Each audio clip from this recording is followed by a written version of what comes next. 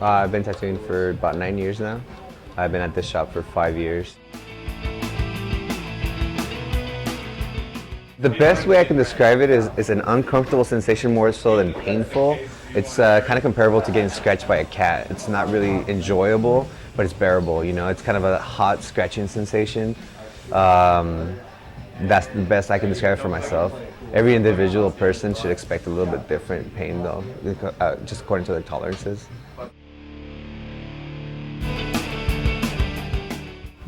How many foot tattoos I've done? I've done at least a couple hundred since I started tattooing. Say at least 1 out of 5 tattoos is a foot tattoo that I do.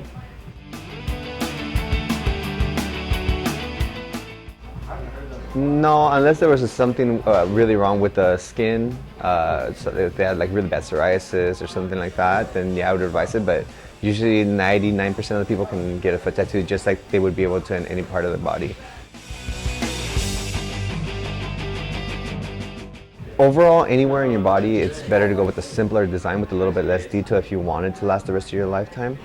The foot regenerates a lot of skin cells, so we do suggest a little bit simpler design, but not necessarily like, it doesn't have to be very graphic. It still can have a lot of detail in it.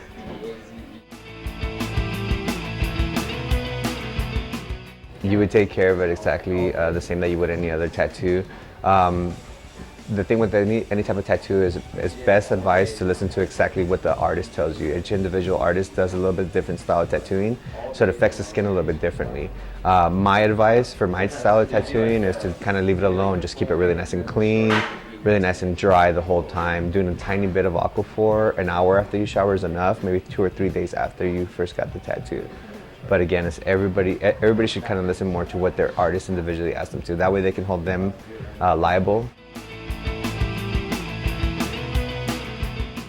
Preferably wearing something really loose, and sandals, such as sandals, would be better for at least 2 or 3 days after the tattoo. I have some clients that are like nurses, where they have to wear shoes immediately.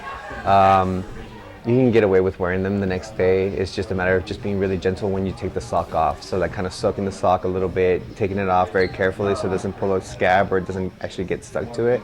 It's not that big a deal, but it is advised to keep it kind of open for at least a couple of days. So if you can plan it around a vacation time, it's better. I planned my foot tattoos during a week and a half vacation that I had. I did at the beginning of it, so I didn't have to do anything for a week. So if you can, like I said, plan it. A lot of people come and they get them on a whim, being that they're at the beach and at that. If you can, plan it towards the end of your vacation. Especially if you're coming to San Diego or somewhere on the West Coast where you're like at the beach area. It's really a bad idea to walk around in the sand. There's a lot of incidents of like staph infection and other like bacteria that you have to be aware of when you're walking in those things. Also going for hikes in certain areas like that, you have to be wary more of the infection in those areas. So just plan accordingly if you can, you know, just around your vacation, so you can do it in a time that you're not gonna be in the water, you're not gonna be in the sand, you're not gonna be in the dusty area, you know, you're not gonna be near farm animals or anything like that, you know. I've heard it before.